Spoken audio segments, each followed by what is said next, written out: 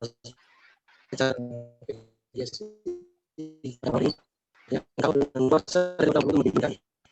bagi tentara yang akan menjadi narasumber pada malam ini, berkat dari surga tuntunan Roh Kudus menjadi bagian dia ya.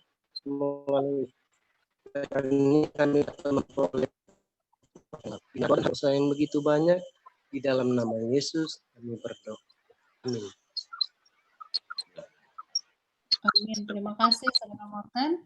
Dan Bapak Ibu sekalian, selama jalannya acara kami mohon untuk mute mikrofonnya supaya tidak ada suara-suara yang akan mengganggu acara sepanjang acara kita berlangsung. Dan nanti ketika tanya jawab nanti boleh di-unmute. Dan bagi Bapak Ibu yang akan bertanya, mempunyai pertanyaan, boleh tuliskan di chat room. Atau yang mau bertanya langsung nanti boleh raise hand. Ya. Dan bagi mereka yang mau bergabung di PGSSI grup, boleh copy paste link yang ada di chat. Ya. Baik, kita akan segera memulai acara ini dengan pembahasan yang akan disampaikan oleh Pendeta Jonathan Kuntara. Silakan Pak Pendeta.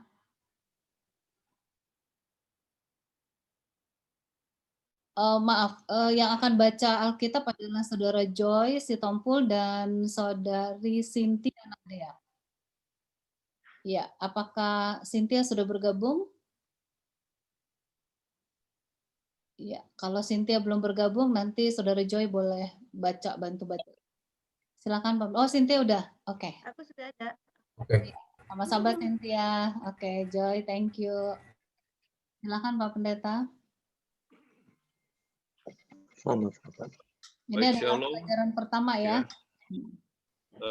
Selamat Sabat untuk saudara-saudara sekalian di mana saja berada. Ya, saya akan coba share screen. Kebetulan barusan ada yang tanya tentang Minggu Sembahyang daripada Umi, ya. Ini linknya, ID-nya adalah 83509836638. Ya, 83350983638 dengan passwordnya WOP kemudian dash KJKT. Sebab Jawa Timur yang jadi tuan rumah, tapi ini adalah Minggu Sembahyang seluruh Uni, ya, mulai jam 5. Oke, ini adalah penutupan daripada Minggu Sembahyang yang sudah berlangsung 17 minggu. Baik, kita akan bahas bersama-sama krisis identitas, dan sebelumnya saya ingin ucapkan selamat tahun baru kepada saudara-saudara sekalian di mana saja berada. Oke. Kita bersyukur Tuhan sudah pimpin untuk tahun 2020 dan kita masuk tahun 2021 mulai hari ini. Jadi tahun baru dari keluarga kami untuk Anda semua. Kemudian kita mulai dengan pendahuluan lebih dahulu, oleh sebab ini adalah sabat pertama untuk pada tahun ini dan juga untuk kuartal ini. Jadi Yesaya dikenal sebagai apa? Sebagai Injil dalam Perjanjian Lama. Ya. Kemudian Yesaya 1 ayat 18 yang menjadi inti kita punya ayat. Ya. Marilah kita berperkara, ya, dan sebagainya, nanti kita akan bahas bersama-sama. Ya. Adalah ayat yang umum dan dihafal oleh banyak orang. Ya.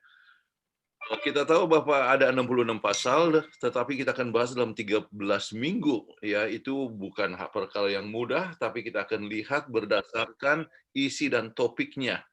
Misalnya sekarang kita akan bahas pasal 1 dan pasal 5. Penulisnya Yesaya, artinya Tuhan yang menyelamatkan.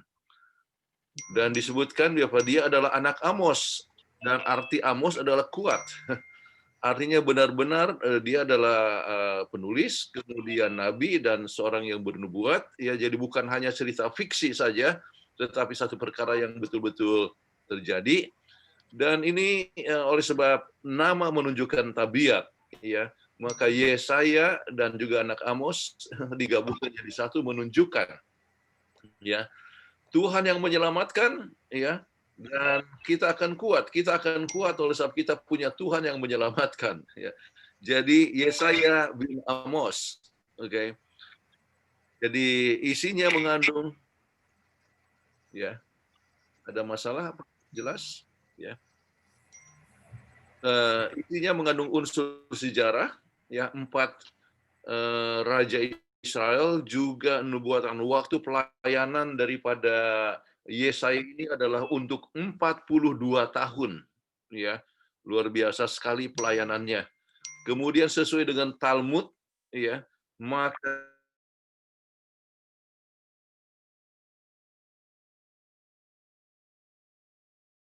jadi sebab dalam Ibrani 11 ayat 37 disebutkan, ya, tentang para nabi-nabi itu ada yang digergaji, ya, maka itu adalah menunjukkan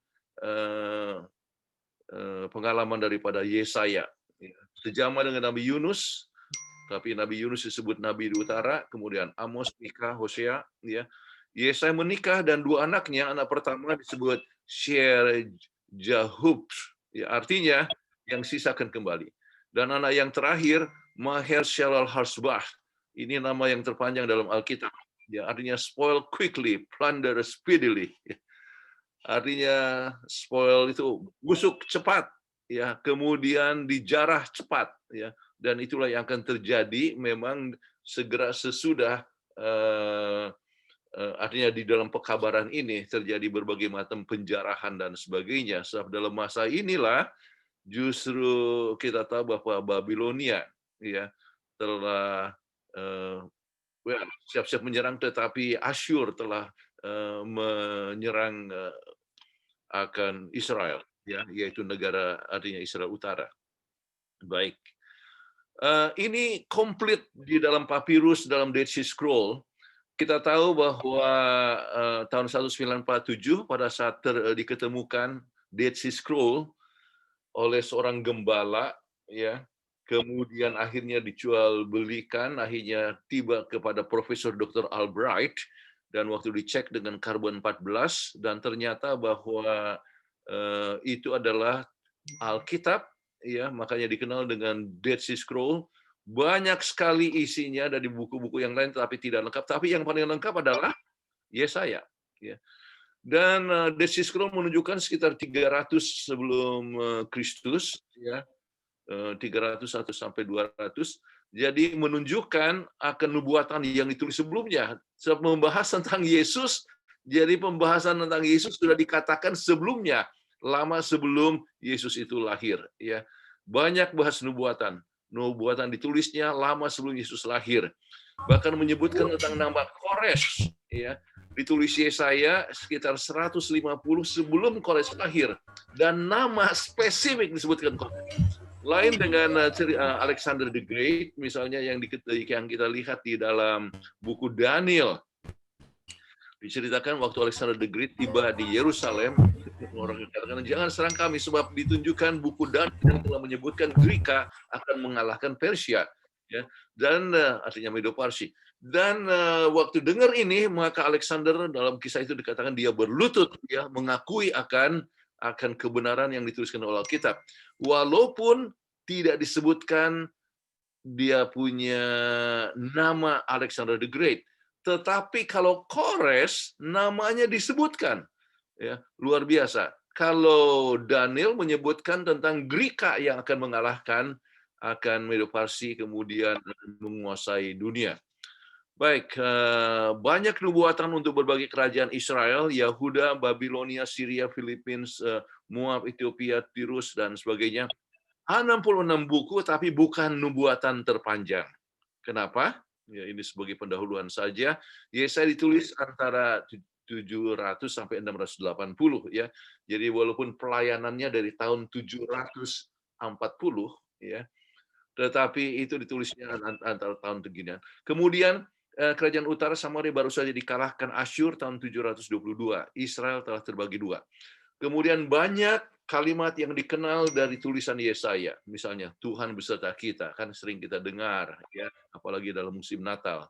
Kemudian untuk kita seorang anak telah lahir, ya. Kemudian dia telah menderita sebab dosa kita. Yesaya 53 itu, ya, itulah betul-betul Injil dari Perjanjian Lama yang kita dapatkan di situ. Jangan takut, aku menebus engkau, Yesaya 43 ayat 1.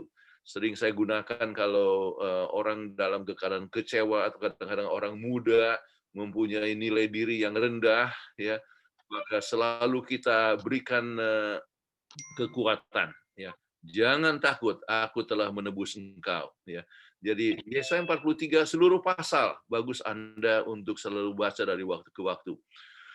Jadi ada Yesaya ada 25.000 kata, sedangkan Yeremia 33.000 kata. Jadi mempunyai jadi artinya sebetulnya lebih banyak nubuatan di dalam Yeremia daripada di dalam Yesaya, ya. Walaupun jumlah pasalnya lebih banyak, tetapi isi nubuatannya lebih banyak di dalam buku Yeremia. Mempunyai banyak nubuat tentang Mesias. Buku Yesaya dikutip lebih dari 50 kali dalam Perjanjian Baru, ya, dan menunjukkan benar-benar dia adalah seorang nabi yang diakui, ya, bukan hanya di Perjanjian Lama tetapi juga di Perjanjian Baru. Oke, itu sekedar pendahuluan yang saudara-saudara dapat berikan juga kepada kelas masing-masing supaya memberikan inspirasi untuk lebih banyak belajar daripada buku Yesaya, khususnya untuk tahun ini. Baik, kita ikuti CIA Principle, C Connect, ya, interpretation question, kemudian baru aplikasinya. Ya. Nah, Connect, pertanyaan yang biasa kita tanyakan, mengapa pelajaran ini penting? Untuk melihat kegagalan bangsa Israel, yang bisa menjadi kegagalan kita juga, untuk melihat cinta Tuhan yang tetap mengasihi Israel, dan Tuhan juga mencintai kita, ya, sebagaimana Tuhan mencintai Israel. Ya. Untuk melihat rencana Allah bagi Israel, walaupun berontak. Berapa sering Israel memberontak, tetapi Tuhan tetap menjangkau. Demikianlah yang Tuhan buat kepada kita masing-masing. Berapa sering kita suka memberontak, tapi Tuhan tetap menjangkau kepada kita masing-masing. Kemudian untuk melihat penerimaan Allah bagi umat yang berdosa, ya, untuk melihat kebutuhan kita masing-masing akan restorasi. Dan itulah yang kita akan coba bahas, ya. Dan interpretasi ini, apakah yang Alkitab katakan tentang pelajaran ini? Maka kita dapatkan ringkasan dalam 3 poin saja yang kita akan bahas, ya. Kebutuhan Israel untuk restorasi, ya. Kemudian tawaran Tuhan untuk restorasi, ya. Kemudian kebutuhan kita untuk restorasi, ya. Jadi untuk lebih memudahkan kepada anggota di kelas, ya, ini bicara tentang restorasi, ya. Restorasi, maksudnya restoration, mungkin mudah-mudahan sudah jadi bahasa Indonesia saya rasa ini, ya, restorasi, ya. Jadi untuk to restore, ya, dikembalikan, ya, sesuai dengan rencana Tuhan. Nah, kita coba lihat kebutuhan Israel untuk restorasi, ya. Anda bisa tanyakan pertanyaan ini kepada anggota kelas. Apakah masalah dari orang Israel pada masa Nabi Yesaya? Mengapa mereka memerlukan restorasi? Ya, to restore, ya, restoration. Ya, kenapa? Ya, maka kita berikan beberapa ayat Alkitab, kemudian kita ambil sarinya. Ya, oke. Nah, sekarang boleh baca, Cynthia. Yesaya 1 ayat 2 dan 3. Dengarlah hai langit dan perhatikanlah hai bumi, sebab Tuhan berfirman, aku membesarkan anak-anak dan mengasuhnya, tetapi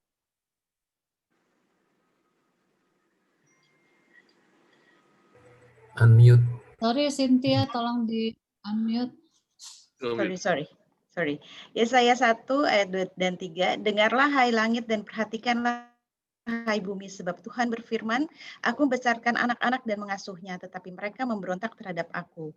Lembu mengenal pemiliknya, tetapi Israel tidak. Keledai mengenal palungan yang disediakan tuannya, tetapi umatku tidak memahaminya. Jadi kita bisa lihat kenapa disebut bahwa dia tidak tahu identitasnya, ya. Lembu kenal pemiliknya, Israel tidak. Keledai kenal palungan yang disediakan Tuhan, tapi umatku tidak memahaminya. Ya. Jadi sampai disebutkan bahwa dia hilang, dia punya identitas, tidak kenal, ya, siapa mereka. Oke, kita lihat Joy boleh baca ini ayat 4-6. Yesaya 1 ayat 4-6. Ayat 4, celakalah bangsa yang berdosa, kaum yang syarat dengan kesalahan, keturunan yang jahat-jahat, anak-anak yang berlaku buruk. Mereka meninggalkan Tuhan, menista yang Maha Kudus, Allah Israel, dan berpaling membelakangi Dia. Ayat 5, di mana kamu mau dipukul lagi, kamu yang bertambah murtad, seluruh kepala sakit dan seluruh hati lemah lesu. Ayat 6, dari telapak kaki sampai kepala tidak ada yang sehat, bengkak dan dilur dan luka baru, tidak dipijit dan tidak dibalut dan tidak ditaruh minyak. Jadi kita lihat bagaimana keadaannya sudah sangat jelek sekali dari kepala sampai di kaki, ya. Jadi bukan kakinya, bukan atas kaki, tapi sampai telapak kaki, ya, menunjukkan keadaannya yang sangat buruk sekali, ya. Jadi kita ingat pengalaman daripada Ayub yang juga mengalami bisul-bisul, ya, dari kepala sampai di kaki, ya. Jadi bisa bayangkan, ya, penderitaan yang dialami. Tetapi ini keadaan dosa daripada orang Israel sudah demikian buruk sekali. Sebab mengapa? Mereka meninggalkan Tuhan. Oke, kemudian Yesaya 1:11-15. Yesaya 1 ayat 11 dan 15. Untuk apa itu korbanmu yang banyak-banyak, firman Tuhan, aku sudah jemu akan korban-korban bakaran berupa domba jantan dan akan lemak dari anak lembu gemukan, darah lembu jantan dan domba-domba dan kambing jantan tidak kusukai. Ya, mereka memberikan korban, ya, tetapi apa yang terjadi, ya? Aku jemu, ya, Tuhan tidak mau menerima korban bakaran mereka, ya. Kenapa?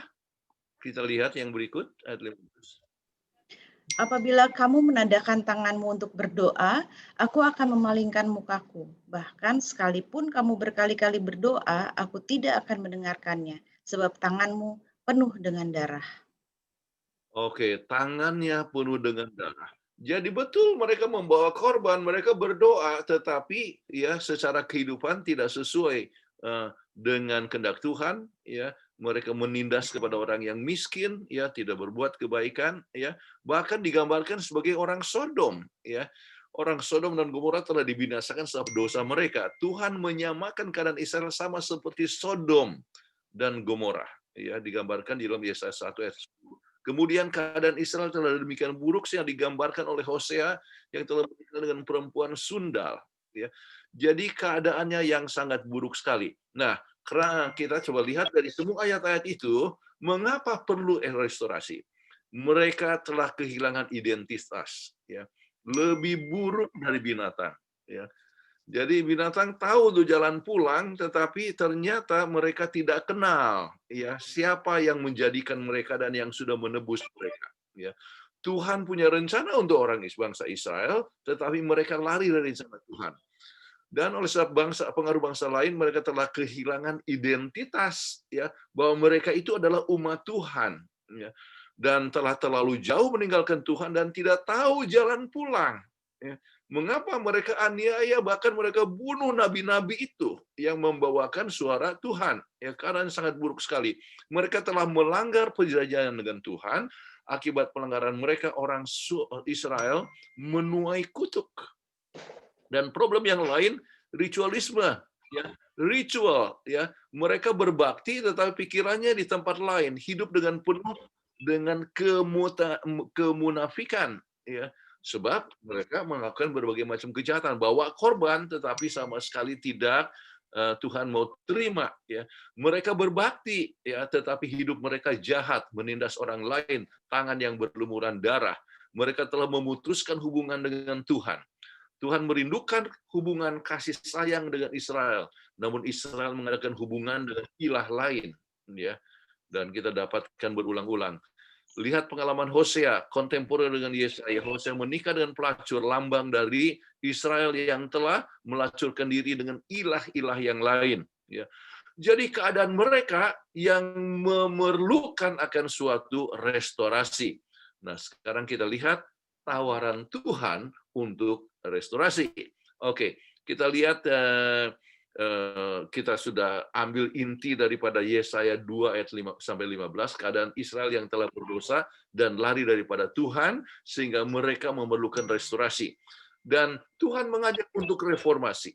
Oke. Baik, kita coba lihat Yesaya 1 ayat 16 dan 17. Yesaya Roy? 1 ayat 16 dan 17. Basuhlah, bersihkanlah dirimu, jauhkanlah perbuatan-perbuatanmu yang jahat dari depan mataku. Berhentilah berbuat jahat. Ayat 17. Belajarlah berbuat baik, usahakanlah keadilan, kendalikanlah orang kejam, belalah hak anak-anak yatim, perjuangkanlah perkara janda-janda. Oke. Jadi apa yang diajarkan di sini supaya ada satu reformasi, basuhkan, artinya basuhkan kita daripada dosa, bersihkan dirimu jauh daripada perbuatan-perbuatan yang jahat, berhenti berbuat jahat, usahakan keadilan. Jadi kita akan bahas kemudian ya, tetapi inilah yang diajak kepada mereka untuk membela hak anak-anak yatim, perjuangkan perkara janda-janda, bukan daripada menindas mereka, ya. Dan itulah yang telah terjadi, ya. Mereka harus usahakan belajar keadilan. Oke. Nah, kita coba lihat tawaran yang ditawarkan kepada mereka, ya, yaitu tawaran pengampunan. Yesaya 1 ayat 18. Yesaya 1 ayat 18. Marilah, baiklah kita berperkara. Firman Tuhan, sekalipun dosamu merah seperti kermizi akan menjadi putih seperti salju. Sekalipun berwarna merah seperti kain kesumba akan menjadi putih seperti bulu domba. Ini satu hal yang luar biasa. Tidak ada cara lain, ya, kecuali pengampunan, ya. Dan itulah yang Tuhan tawarkan kepada mereka, yaitu Tuhan siap untuk memberikan pengampunan. Dan Tuhan memberikan kontras, kan, merah dan putih, ya. Artinya merah, ya. Tuhan bisa jadikan, ya, menjadi putih, ya. Tidak peduli besarnya dosa kita, Tuhan akan membuat kita putih seperti salju. Itulah yang dijanjikan kepada orang-orang Israel. Tetapi dikatakan marilah berperkara. Artinya marilah reason together, ya. Marilah kita berunding, ya. Marilah kita berembuk bersama-sama. Dan Tuhan bisa memberikan suatu pengampunan luar biasa sekali. Dan tapi mereka punya pilihan, ya, makan atau dimakan, ya. Yesaya 1 ayat 19 dan 20. Yesaya 1 ayat 19 dan 20. Jika kamu menurut dan mau mendengar, maka kamu akan memakan hasil baik dari negeri itu. Ayat 20. Tetapi jika kamu melawan dan memberontak, maka kamu akan dimakan oleh pedang. Sungguh Tuhan yang mengucapkannya. Oke. Jadi mereka punya pilihan mau makan atau dimakan, ya. Kalau mereka itu menurut, ya, mendengar, mereka akan memakan hasil baik. Ya, kalau tidak, mereka akan dimakan pedang, ya. Jadi adanya suatu pilihan. Nah, coba lihat bagaimana nyanyian kasih dalam Yesaya 5 ayat 1 sampai 7 menyatakan kasih dan tabiat Allah. Oke. Kita coba lihat. Oke, bisa bacakan, Cynthia. Yesaya 5 ayat 1, aku hendak menyanyikan nyanyian tentang kekasihku. Nyanyian kekasihku tentang kebun anggurnya. Kekasihku itu mempunyai kebun anggur di lereng bukit yang subur. Ia mencangkulnya dan membuang batu-batunya dan menanaminya dengan pokok anggur pilihan. Ia mendirikan sebuah menara jaga di tengah-tengahnya dan menggali lubang tempat memeras anggur. Lalu dinantinya supaya kebun itu menghasilkan buah anggur yang baik. Tetapi yang dihasilkannya adalah buah anggur yang asam. Maka sekarang, hai penduduk Yerusalem dan orang Yehuda, adililah antara aku dan kebun anggur itu. Oke, ayat 4. Apakah lagi yang harus diperbuat untuk kebun-kebun anggur itu, yang belum kuperbuat kepadanya? Aku menanti supaya dihasilkannya buah anggur yang baik. Mengapa yang dihasilkan hanya buah anggur yang asam? Maka sekarang aku mau memberitahukan kepadamu apa yang hendak kulakukan kepada kebun anggur itu. Aku akan menebang pagar durinya sehingga kebun itu dimakan habis dan melanda temboknya sehingga kebun itu diinjak-injak. Aku akan membuatnya ditumbuhi semak-semak, tidak dirantingi dan tidak disiangi, sehingga tumbuh putri malu dan rumput. Aku akan memerintahkan awan-awan supaya jangan diturunkan hujan ke atasnya, Sebab kebun anggur Tuhan semesta alam adalah kaum Israel, dan orang Yehuda adalah tanaman-tanaman kegemarannya. Dinantinya keadilan, tetapi hanya ada kelaliman. Dinantinya kebenaran, tetapi hanya ada keonaran. Dari sini kita bisa melihat bagaimana sifat Allah itu. Allah itu mencintai, menjaga, merawat, ya. Namun manusia dalam hal ini digambarkan dengan Israel ataupun juga orang Yahuda, ya. Itu adalah justru tidak menghasilkan sesuatu yang baik, ya. Asam, saat yang sama dia ada yang membuat berbagai macam kejahatan, ya, kekejaman dan sebagainya. Jadi dalam hal ini maka Tuhan di dalam keadilannya harus berbuat sesuatu, ya, mengizinkan sampai mereka harus dikuasai oleh bangsa yang lain dan sebagainya.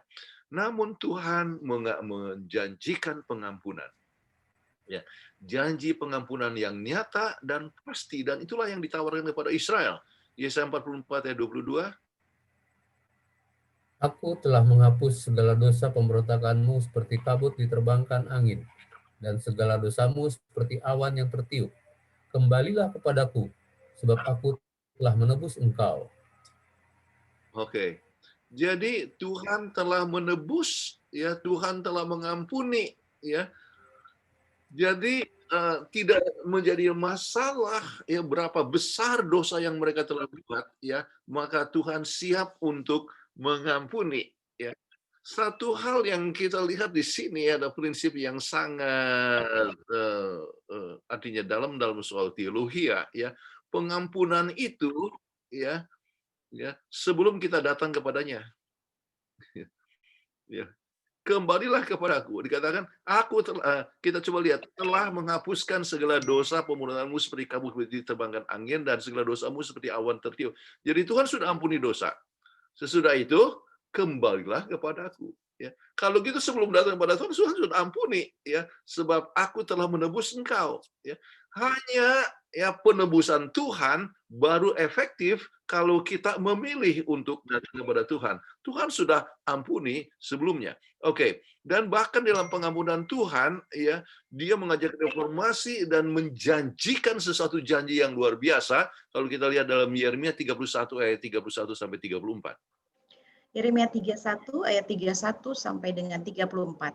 Sesungguhnya akan datang waktunya, demikianlah firman Tuhan, aku akan mengadakan perjanjian baru dengan kaum Israel dan kaum Yehuda. Bukan seperti perjanjian yang telah kuadakan dengan nenek moyang mereka pada waktu aku memegang tangan mereka untuk membawa mereka keluar dari tanah Mesir. Perjanjianku itu telah mereka ingkari, meskipun aku menjadi Tuhan yang berkuasa atas mereka. Demikianlah firman Tuhan. Tetapi beginilah perjanjian yang kuadakan dengan kaum Israel sesudah waktu itu. Demikianlah firman Tuhan.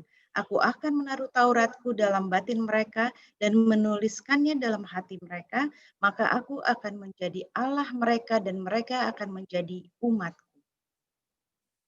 Oke, jadi inilah ajakan reformasi, dan Tuhan menuliskan akan dia punya hukum di dalam hati kita, ya. Yaitu bukan lagi di atas batu, tetapi di atas hati kita, sehingga dengan demikian maka penurutan itu akan secara otomatis akan kita hidupkan dalam hidup kita masing-masing. Baik, jadi kalau begitu dengan melihat semua inti-inti tersebut, ya, kita bisa lihat inti tawaran Tuhan. Israel telah berdosa, ya, Tuhan mengajak mereka untuk reformasi. Ya. Kemudian Tuhan mengundang untuk menyatakan diri mereka, ya, yaitu marilah berperkara, ya. Tuhan tahu mereka tidak sanggup menyatakan diri mereka, makanya dia menjanjikan apa yang dalam bagian B itu adalah, ya, jikalau dosamu seperti artinya merah seperti kirmisi, aku akan menjadikannya seperti salju, dan sebagainya. Tuhan menawarkan pengampunan sebagai satu-satunya solusi untuk mengatasi masalah mereka. Jadi penerimaan Tuhan bukan oleh sebab kebaikan yang kita buat, tetapi oleh sebab Tuhan mengampuni, ya. Tetapi pengampunan dapat diterima atau ditolak. Pengampunan tidak bisa dipaksakan, ya. Itulah sebabnya maka itu diberikan kepada kita. Baik. Nah, sekarang kita lihat kepada kebutuhan kita untuk restorasi. Itu tadi kita bicara tentang Israel, oke? Kebutuhan kita untuk restorasi. Keadaan manusia sekarang bagaimana? Seperti masa zaman Nuh sebelum dunia dimusnahkan oleh air bah, ya, di mana orang kawin mawin, ya, sesukanya saja, kemudian mempunyai berbagai macam permasalahan. Seperti Sodom dan Gomora sebelum dibakar dengan api, ya, keadaan memang cukup mengerikan, ya.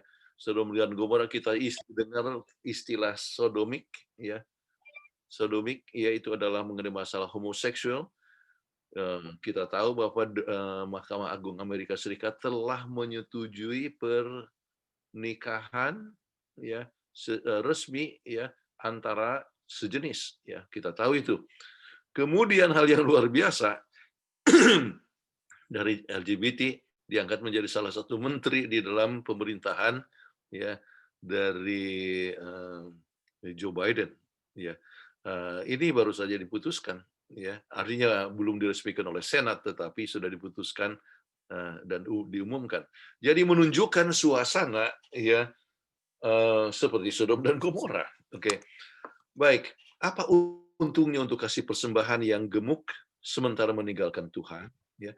Jadi memberikan persembahan kadang-kadang untuk coba menebus dosa, ya, kadang-kadang orang, ya, melakukan segala macam kejahatan dan coba memberikan persembahan, ya. Bagaimana kelihatan hidup suci pada hari Sabat, tetapi seperti setan pada hari yang lainnya, yaitu menfitnah orang, gosip ataupun menjelek-jelekan dan sebagainya, ya. Padahal kalau di mimbar kelihatan baik, ya, itu bisa menjadi satu masalah sekarang ini. Berdoa tetapi tangan penuh darah, bersihkan dulu dosa, apakah yang Tuhan inginkan kita buat, ya. Dikatakan beberapa perkara, ya, hal yang kita coba lihat, mungkinkah kebaktian kita hanya ritual saja, oke? Yakobus 4 ayat 3. Yakobus 4 ayat 3, atau kamu berdoa juga tetapi kamu tidak menerima apa-apa, karena kamu salah berdoa, sebab yang kamu minta itu hendak kamu habiskan untuk memuaskan hawa nafsumu. Oke. Jadi orang kadang-kadang berdoa untuk supaya lebih banyak kekayaan, supaya lebih banyak rumah yang lebih bagus. Ya, kita bicara soal materi, ya. Kemudian hanya untuk kepuasan diri sendiri, ya. Padahal kita pada saat yang sama kita melakukan hal-hal yang jauh daripada kehendak Tuhan. Oke, itulah sebabnya kita memerlukan sesuatu yang sangat penting. 1 Yohanes 3 ayat 22. 1 Yohanes 3 ayat 22, dan apa saja yang kita minta, kita memperolehnya daripadanya, karena kita menuruti segala perintahnya dan berbuat apa yang berkenan kepadanya. Jadi ini satu kontras dengan apa yang ditulis oleh Yakobus tadi, ya. Kalau tadi diminta tapi tidak dikasih, kenapa tidak menurut? Artinya melakukan kejahatan. Tetapi kita minta bisa dikasih, kenapa? Sebab kita menurut perintahnya dan berbuat yang berkenan kepadanya. Oke, apakah pilihan kepada Israel berlaku juga untuk kita? Misalnya, Yesaya 1 ayat 19 sampai 20 ini sudah dibaca tadi, tetapi bisa baca kembali. Joy? Yesaya 1 ayat 19 dan 20. Jika kamu menurut dan mau mendengar, maka kamu akan memakan hasil baik dari negeri itu. Ayat 20. Tetapi jika kamu melawan dan memberontak, maka kamu akan dimakan oleh pedang.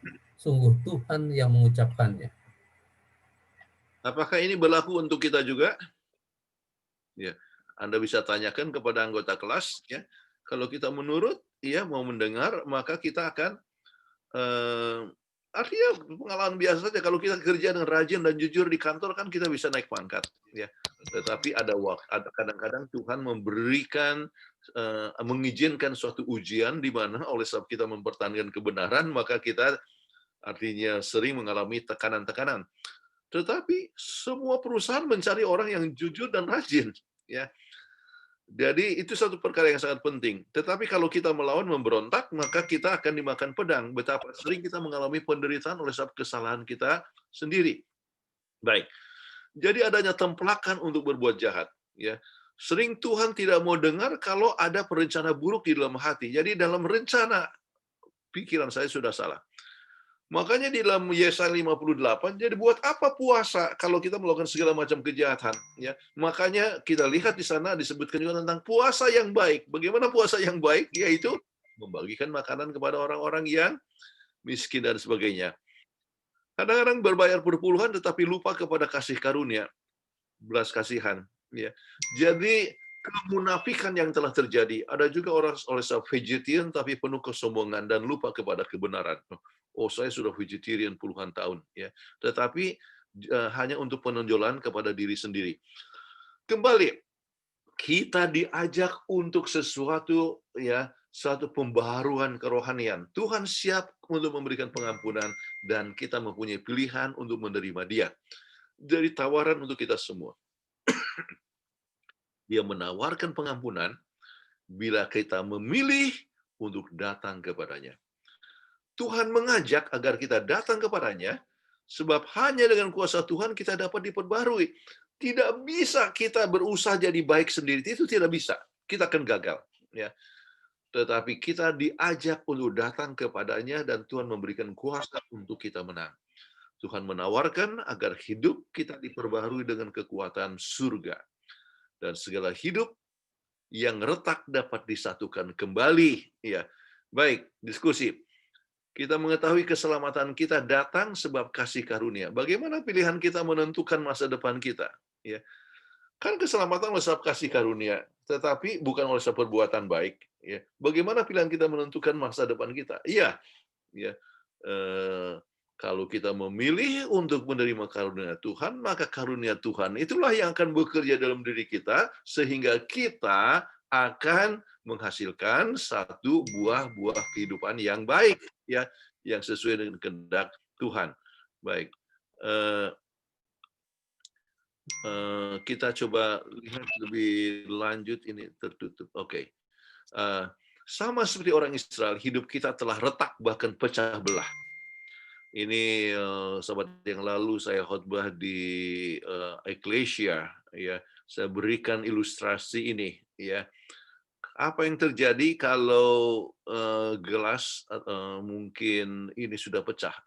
Apakah mudah untuk disatukan kembali? Ya, kalau misalnya bejana, ya, ataupun juga mangkok atau piring sudah pecah, bisa disatukan kembali, ya. Inilah kehidupan orang Israel, dan sering kehidupan kita juga seperti ini, ya. Nah, ada kabar baik, ya, dikatakan apa kabar baiknya? Wahyu 3:18. Maka aku menasihatkan engkau supaya engkau membeli daripadaku emas yang telah dimurnikan dalam api, agar engkau menjadi kaya, dan juga pakaian putih supaya engkau memakainya, agar jangan kelihatan ketelanjanganmu yang memalukan, dan lagi minyak untuk melumas matamu supaya engkau dapat melihat. Ini adalah masalah daripada jemaat Laodikia yang merupakan lambang daripada kehidupan orang-orang Advent di akhir zaman, ya, suam-suam merasa diri benar oleh sebab kita sudah turut Sabat, ya, oleh sebab kita sudah menurut hukum Tuhan, kita tidak makan babi lagi, jadi kita merasa lebih suci dari orang lain. Tetapi katakan bahwa kita sebetulnya, ya, adalah walaupun merasa kaya, tetapi sebetulnya kita adalah miskin. Sebetulnya adalah telanjang, memalukan. Itulah sebabnya kita memerlukan akan emas yang dimurnikan dengan api. Pakaian putih supaya kita bisa menutupi ketelanjangan kita, dan juga kita pelumas mata. Dan apa ini, ya? Saya lihat satu slide hilang. Kita tahu bahwa apa yang disebut dengan emas yang teruji adalah apa? Iman yang tulus yang menghasilkan kasih.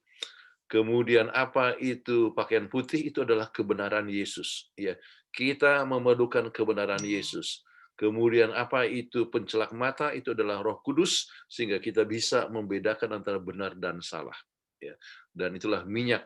Ya, Roh Kudus yang melambangkan akan artinya yang dilambangkan dengan minyak pelumas mata itu. Oke, jadi tahu membedakan benar dan salah. Baik, bagaimana kita dapat diperbaiki kembali ya, yaitu dengan perkara yang saya sebutkan tadi, yaitu yang dibutuhkan oleh jemaat Laodikia kepada kita sekarang ini. Sehingga yang retak bisa jadi baik. Inilah sistem yang dibuat di Jepang, kintsugi, ya, yaitu piring yang retak mereka bisa sambung dan diberikan akan cat emas ya, dan sebagainya, dibuat hiasan. Oh, jadi bagus sekali ya, jadi bagus sekali. Banyak sekali piring-piring yang sudah retak, artinya sudah pecah, disambung kembali ya. Dan inilah kintsugi yang dapat menghasilkan sesuatu yang indah. Demikian juga hidup kita masing-masing yang sudah retak, pecah dan sebagainya, Tuhan menawarkan kepada kita pengampunan dan memberikan kepada kita kebenaran Yesus ya, dan Tuhan memberikan kepada kita iman yang teruji, kemudian Roh Kudus supaya kita berubah dan menjadi manusia yang baik. Aplikasi ya, kita harus refleksikan apa yang terjadi dengan keadaan orang Israel dengan hidup kita. Apakah kita punya identitas? Identitas apa? Apakah kita berpegang kepada perjanjian kita dengan Tuhan sesudah kita punya baptisan dulu ya? Apakah kita menerima tawaran Tuhan untuk pengampunan ya, sebab kita 7 kali orang benar jatuh, maka ia akan bangun pula. Apakah kita bangun untuk datang kepada Tuhan? Pengampunan ya.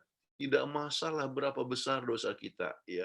Kita sampaikan kepada anggota kelas kita, dan ini adalah untuk aplikasi hidup kita masing-masing. Dan bagaimana sikap kita kepada tawaran Tuhan yang mengatakan marilah kita berperkara ya, dan yang menjanjikan ya, kalau dosa kita merah seperti kirmisi, dia akan jadikan putih seperti salju ya. Tuhan telah berkorban untuk kita, dia tinggalkan surga untuk kita. Tuhan buat sesuatu yang indah dalam hidup kita. Ingat kintsugi tadi ya. Baik, apakah nasihat ini masih berlaku untuk kita sekarang? Basuhlah dirimu ya. Ya, kita harus bisa basuh hanya dengan darah Yesus. Buatlah dirimu bersih hanya dengan darah Yesus. Berhenti berbuat kejahatan. Cari keadilan ya. Lawat janda, miskin, anak yatim piatu ya. Ya, kebetulan ya kita ada YAPI ya, Yayasan Advent Peduli Indonesia. Ini salah satu pengurusnya adalah Ibu Peggy. Ya, kita kelola 8 panti asuhan. Puji Tuhan ya. Kita sudah cukup banyak sekali, ratusan yang dibaptiskan, ratusan yang tamat SMA, dan ada sekitar 70 orang yang tamat perguruan tinggi melalui kita punya panti asuhan. Ya. Jadi bantulah anak-anak mereka, ya. Sebab ini adalah ibadah yang murni dikatakan menurut Yakobus 1 ayat 27. Ya. Walaupun dosamu merah seperti kirmizi, akan jadi putih seperti salju. Ya. Kemudian belajar melakukan yang baik. Kenapa disebutkan belajar? Ya, jangan kecewa bila gagal, sebab berbuat baik adalah proses belajar. Saudara-saudara, waktu saya dibaptiskan di Gereja Ripan, ya 26 September tahun 1964, ya. Saya tidak pernah membayar persepuluhan, tapi oleh sebab saya sudah biasa kerja, ya. Kemudian saya sekali-sekali saya bayar persepuluhan. Kadang-kadang ada biaya, ada pengeluaran-pengeluaran yang dibutuhkan. Kemudian saya tidak bayar. Kemudian saya lihat ada masalah keuangan saya. Kemudian saya ambil tekad lagi untuk belajar yang untuk pelihara hari Sabat, sebab saya sekolah di SMA Negeri 2 Bandung, ya. Itu untuk pelihara hari Sabat, kemudian ada ujian, saya sekolah ujian aja. Tetapi sesudah 1 kali, 2 kali, tidak, saya harus ikut Tuhan. Kenapa? Ya, menyadari bahwa saya sudah menerima kebenaran. Tetapi menurut Tuhan adalah proses di dalam belajar. Jadi kalau Anda gagal dalam mengasihi, dapat kita alami, tetapi belajarlah untuk tetap bangun kembali. Ingat selalu memandang kepada Yesus Kristus. Ya, jadi dengan memandang kepada Yesus kita dapat tetap bertumbuh. Dengan kuasa Roh Kudus kita bisa berhasil. Ya, kita dapat bertumbuh terus. Jadi dengan demikian maka kita boleh menikmati akan berkat-berkat Tuhan itu. Baik, aplikasi lebih lanjut. Apakah kita memiliki identitas sebagai seorang anggota gereja masyarakat tujuh yang baik? Apakah orang lain melihat identitas Anda di rumah, di kantor, atau di masyarakat di mana Anda berada? Jadi ada kan, wah, orang-orang Advent ya adalah orang-orang yang memang rajin dan jujur, dapat dipercaya, ya kita bisa percayakan. Itu hal yang kita harus menunjukkan bahwa kita adalah orang yang kita mempunyai identitas sebagai umat Tuhan. Kenapa kita bisa berbuat baik? Sebab adanya hubungan kita dengan Tuhan. Jadi hubungan dengan Tuhan menghasilkan penurutan. Ya, bisa kelihatan hasilnya itu. Kemudian, apakah kita telah menerima tawaran Allah untuk pengampunan dan hidup baru? Ya, maksudnya setiap hari. Ya, bukan hanya waktu tahun baru, ya. Sebanyak sekali resolusi itu, resolusi tahun baru dilupakan sesudah 2 minggu saja. Ya, 60% daripada resolusi tahun baru sudah dilupakan pada 2 minggu pertama. Baik, jadi apa kita terima tawaran Tuhan untuk selalu menerima pengampunan dan mengampuni orang lain? Ya. Kemudian Anda bisa berikan kesempatan, bagikan pengalaman. Bagaimana Anda mengalami kelimpahan berkat dari Tuhan saat membuat keputusan untuk mengikut Tuhan. Jadi pengalaman Anda, pengalaman daripada murid-murid yang ikut kelas Anda, ya itu penting sekali. Ya, saya sendiri merasakan berkat-berkat Tuhan yang luar biasa, ya oleh sebab mengambil tekad untuk menurut Tuhan. Dan betapa sedih kalau sudah meninggalkan Tuhan, ya, atau lupa kepada Tuhan. Tetapi dengan penurutan kepada Tuhan memberikan suatu sukacita. Oke, ya, itu adalah pembahasan kita. Ada pertanyaan? Silakan, ya. Saya mau coba berikan lagi ini sebelum saya lupa. Sebab tadi ada yang tanya apa linknya, ya. Ini minggu sembahyang daripada Uni, ya, dan nanti malam adalah yang terakhir, ya. Kemudian khotbah yang saya akan berikan adalah 3T. Apa itu 3MT? Oke. Baik, kalau sudah lihat itu ID-nya 833-5098-3638. Password, ini huruf besar semua passwordnya, ya. WOP KJKT, ya, KJKT. Oke. Alright, nah sekarang masuk kepada pertanyaan. Silahkan saudara-saudara yang mau bertanya. Ya. Sebentar, terima kasih Pendeta pembahasannya. Di sini sudah antri, ada beberapa pertanyaan, ada 8 pertanyaan dan 1 orang raise hand. Sebelum kita, sebentar Pak Yoce, sudah ada yang antri. Sebentar, nanti saya panggil ya Pak Yoce ya. Oke, baik. Pendeta, sebelum kita lanjutnya kepada tanya jawab, ini di chat sudah ada yang bertanya, ada 8 orang. Karena ini adalah tanggal 1 Januari tahun 2021, ada sebuah puisi untuk PGSSI. Boleh kita dengarkan, akan disampaikan oleh Donald Warren, ya. Spesial tanggal 1 Januari, tahun baru, khusus tentang PGSSI. Silakan Donald Warren, dan tolong di-share screen, Kristi. Rupanya Donald seperti bapaknya, ya, suka menulis, ya. Wah, kurang besar nih. Kurang besar. Nggak kebaca. Ya, saya bisa baca. Iya, ini sudah tua, Sir. Oke, selamat sahabat semua. Oh, Don bisa baca nggak? Bisa. Oke. Buah karya Dr. Peggy Iskandar Wawor. Senja mulai menyingsing. Aku duduk mulai membaca, belajar, dan berdoa. Mengapa ada keraguan? Ku merenung, ku berdoa, bangkit membaca undangan. Bahagianya ketika bisa mendengar pengharapan demi pemenjaran. Persatuan orang-orang sehati, sepikir, belajar. Terima kasih Pendeta Kuntaraf.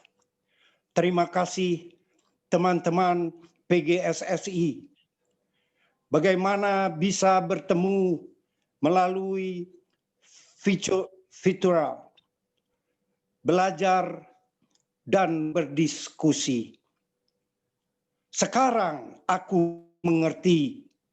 Sekarang aku ceria. Aku diisi dengan pengertian. Sebab tidak pernah nubuat dihasilkan oleh kehendak manusia, tetapi oleh dorongan Roh Kudus, orang-orang berbicara atas nama Allah. Mari belajar, mari berbagi. Jakarta 25 Desember 2020. Peggy Iskandar Wawor. Terima kasih Bu Peggy. Amin. Terima kasih Pak Dondon dan selamat ulang tahun, selamat tahun baru. Tuhan Yesus memberkati ya. Baik. Thank you. Terima kasih. Ini hari yang istimewa karena 1 Januari juga tahun baru dan hari Sabat, dan Saudara Donald Warren ulang tahun yang ke-62 tahun. Selamat ulang tahun. Baik, saudara-saudara. Sebenarnya tanggal 2. Ya. Okay. Besok hari Sabat. Hari Sabat ya. Sudah hari Sabat sekarang. Ya. Sudah masuk sekarang, sudah masuk matahari. Ya. Ya baik. betul. Terima kasih. Terima kasih. Baik, kita akan lanjut kepada Saudara Yusuf Tomarere. Pertanyaannya, mana Yusuf? Ya, Saudara Yusuf Tomarere, apakah ada di sini?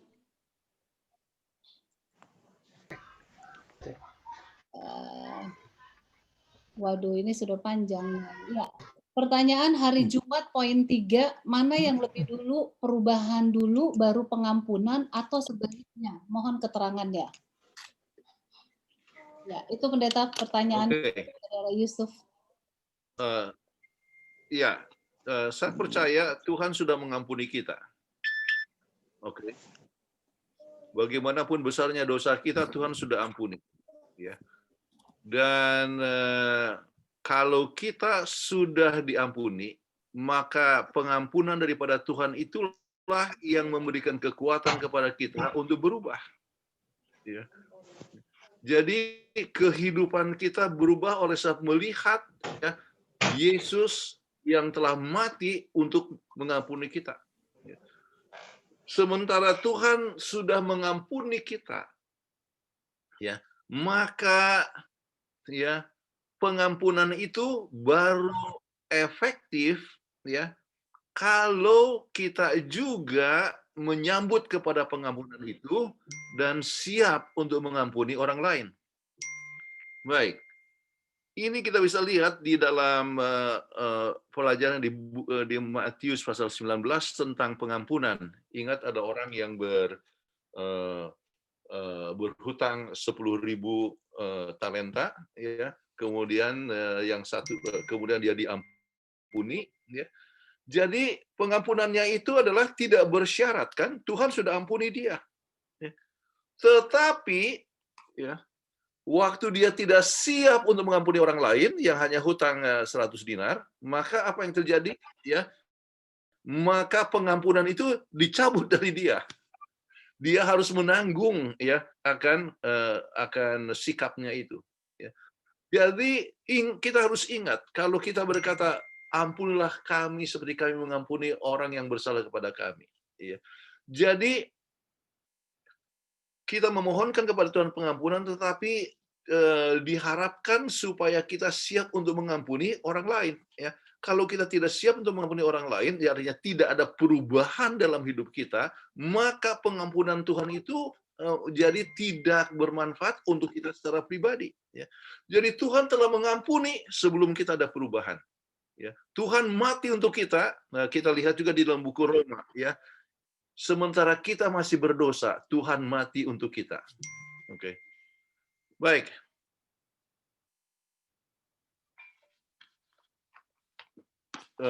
Mudah-mudahan sudah menjawab itu pertanyaan. Ya, sebelum saya sampai kepada penanya berikutnya, yaitu Saudara Turino di chat, saya akan berikan kesempatan kepada Johnny Lureke. Johnny Lureke, raise hand. Apa masih ada Pak Johnny? Ada Johnny Lureke? Tadi raise hand, tolong di-unmute. Baik, kalau tidak ada saya lanjut kepada pertanyaan dari Bapak Turino. Pak Turino, ada di atas ya. Waduh. Pak Yusuf, Tomarere. Nah, Pak Turino, pertanyaan. Kalau memang bangsa Israel menolak Tuhan Yesus, apakah mereka sampai sekarang masih memberikan korban bakaran? Yang saya tahu bahwa korban itu berhenti pada saat terbelahnya ini. Namun dari waktu ke waktu mereka ada memberikan korban, ya. Tetapi itu adalah korban yang pada waktu-waktu tertentu, ya. Tetapi kita mengetahui bahwa hukum korban itu sendiri sudah berhenti dan mereka tidak lagi seperti sesuatu perkara yang regular untuk memberikan suatu korban. Ya. Oke. Baik, tidak seperti misalnya orang-orang Israel, setiap orang berdosa datang bawa ini, ya, bahwa dia punya domba, kemudian diakui, kemudian disembelih, kemudian dipercikan. Itu tidak ada lagi upacara yang demikian. Baik, Pendeta, terima kasih. Kita beralih kepada pertanyaan Bapak Suwardi Pasulu. Perubahan apa yang diinginkan Tuhan dalam hidup manusia? Bagaimana kita mengetahui orang benar-benar bertobat atau pura-pura bertobat? Apakah Tuhan punya batas kesabaran terhadap respon manusia? Iya, dengan sendirinya kalau kita lihat kepada Matius pasal 7 ayat 20, ya, dari buah-buahnya kamu mengenali dia. Ya. Jadi orang betul-betul bertobat itu bisa kelihatan daripada buah-buah kehidupannya. Orang tidak bisa pura-pura baik, ya, untuk jangka waktu yang lama. Itu tidak bisa. Akhirnya akan ketahuan kalau orang itu pura-pura baik. Ya. Jadi kalau orang itu betul-betul sungguh-sungguh bertobat, maka ia akan terlihat daripada kehidupannya yang makin lama makin bertumbuh. Bukan berarti ia tidak pernah bersalah, tapi dia bisa datang kepada Tuhan untuk kembali menerima pengampunan daripada Tuhan dan kembali dapat bertumbuh kembali. Ya. Kemudian apakah ada panjang sabar Tuhan? Kalau kita lihat kepada pengalaman daripada Nuh, misalnya kalau kita baca di dalam buku Kejadian pasal yang ke-6, ya, itu jelas sekali tentang apa yang dikatakan oleh Tuhan, ya, kepada apa yang dikatakan di sini, ya, ayat yang ketiga, kejadian 6 ayat yang ketiga, ya, berkatalah Tuhan, Rohku tidak akan selama-lamanya tinggal di dalam manusia, karena manusia itu adalah daging, tetapi umurnya akan 120 tahun. Ini menunjukkan bahwa ada panjang sabar Allah, ya, bukan oleh sebab ia tidak mau lagi mengampuni, tetapi oleh sebab pilihan manusia yang sudah berdosa kepada Roh Kudus. Jadi kalau orang itu sudah berdosa kepada Roh Kudus, maka tidak mungkin lagi dia bertobat, ya. Maka itulah yang menyebabkan, ya, maka dia akan dia akan, kita sebutkan bahkan istilah pintu kasihan tertutup untuk dia, oleh sebab dia tidak akan mau bertobat lagi. Oke, mudah-mudahan itu menjawab pertanyaan. Ada Baik, lagi pertanyaan yang lain? ada dari Hero Bikwanto. Shalom, pertanyaan saya, bagaimana cara kita untuk tidak terjebak dalam ibadah yang semu? Ada garis miring formalitas. Yang kedua, bagaimana cara kita siap untuk menerima pengampunan dari Allah dan bersedia diubahkan? Oke, yang pertama, supaya tidak terjebak dalam ibadah yang semu atau formalitas, ya, itu harus ada mulai berbaktian itu dari dalam, ya. Jadi hati kita yang siap untuk diubahkan, ya. Misi Suat gunakan kata willing to be willing, ya. Rela, ya, untuk rela. Willing to be willing, ya. Jadi mulai dari hati, ya, kemudian kita datang kepada Tuhan dengan penuh kesungguhan, bukan untuk dilihat oleh orang lain. Ya. Setan punya cara adalah supaya kita memandang kepada manusia, ya, melihat pekerjaan manusia, melihat kesalahan manusia, kemudian juga supaya dilihat oleh manusia, ya. Dan inilah usaha yang sangat yang harus diatasi, ya. Itulah sebabnya kita memberikan tadi apa yang dikatakan di dalam Wahyu pasal 3 ayat 18, ya. Pekabaran untuk jemaat Laodikia, yang kita butuhkan adalah, ya, iman yang teruji, ya, yang menghasilkan kasih. Yang kita butuhkan adalah kebenaran Yesus, bukan pribadi, ya. Kita harus menyadari bahwa diri kita itu adalah kosong, tanpa Tuhan tidak bisa berdaya apa-apa, ya. Tetapi hanya Tuhan yang bisa menghasilkan sesuatu penurutan, ya. Dan hanya kuasa Tuhan kita bisa sepenuhnya, ya, bergantung kepada Tuhan. Jadi, dan kita butuhkan akan Roh Kudus. Kemudian bagaimana siap untuk menerima pengampunan dari Allah dan bersedia untuk diubahkan, ya. Baik, ya. Hubungan pribadi dengan Tuhan setiap hari. Kita ingat apa yang ditulis di dalam buku Yohanes pasal 15 ayat yang kelima, ya. Aku pokok anggur yang benar, kamu carang-carangnya. Tinggallah di dalam aku, maka engkau akan berbuah banyak, ya. Jadi kalau kita datang kepada Tuhan, memandang akan Yesus, ya, kita akan melihat bagaimana pengorbanan Yesus yang demikian besar, ya. Jadi kalau kita melihat akan pengorbanan yang demikian besar, maka 1 Yohanes 1 ayat 9 mengatakan, ya, jikalau kamu mengakui segala dosa, ya, maka Tuhan itu setia dan adil, ya, dan mengampuni kita daripada segala dosa dan kesalahan. Jadi kita harus siap untuk mengakui, ya. Jadi untuk dapat diampuni, ya, kita harus dosa itu harus diakui. Dosa yang tak diampuni adalah dosa yang tidak diakui. Jadi kita harus mengakui akan dosa kita, kemudian datang kepadanya dan memohonkan kuasa untuk supaya kita dapat diperbaharui setiap hari, ya. Dan selama kita di dalam Yesus, kita tidak perlu takut, ya. Ada orang macam, wah, akan ada Sunday law, jadi kita harus bertobat, ya. Sunday law artinya jangan oleh sebab takut kepada Sunday law, ya. Tetapi selama kita berhubungan dengan Tuhan, kita akan selalu siap menghadapi apapun, apakah ada Sunday law atau tidak, kita selalu siap, ya. Jadi, tetapi kalau di sini katakan siap bersedia untuk diubahkan, maksudnya diubahkan sekarang untuk menjadi hidup baru, atau diubahkan, ya, tubuh kita waktu Yesus datang, ya.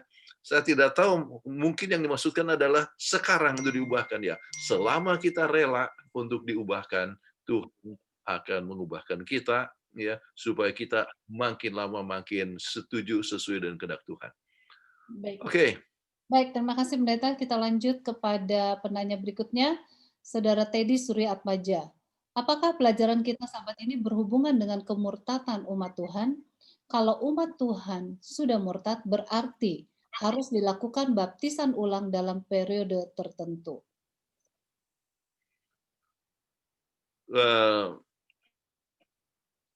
Kita berbicara mengenai masalah murtad untuk orang Israel adalah sebagai suatu bangsa. Oke. Tetapi bangsa Israel tidak lagi, ya, sebagai bangsa diselamatkan ataupun digunakan oleh Tuhan. Kenapa? Oleh sebab mereka punya pelanggaran, maka masa yang diberikan kepada mereka yang disebut 70 kali 7 masa berakhir tahun 34. Sejak itu maka kita adalah Israel rohani, dan kita diselamatkan itu adalah secara pribadi, ya. Jadi tidak bisa dikatakan umat Tuhan berontak, ya, umat Tuhan, ya. Walaupun misalnya pada tahun 1888 ada beberapa orang yang tidak tidak menerima akan pekabaran kebenaran oleh iman, ya, tidak disebut bahwa gereja Advent menolak. Kenapa? Sebab penolakan itu adalah pribadi, ya. Dan bagi mereka, setiap pribadi yang memberontak, ya, maka sudah pasti harus memperbaharui diri, ya. Kalau itu kelemahannya itu adalah kelemahan lalu kita oleh umum, ya, maka dengan sendirinya ada kelemahan yang menunjukkan bahwa kita bukanlah sebagai umat Tuhan, ya, maka baptisan ulang itu adalah memang dibutuhkan, ya. Misalnya pelanggaran hukum-hukum tertentu, ya, maka itu adalah baptisan ulang. Jadi itu mungkin yang saya bisa berikan.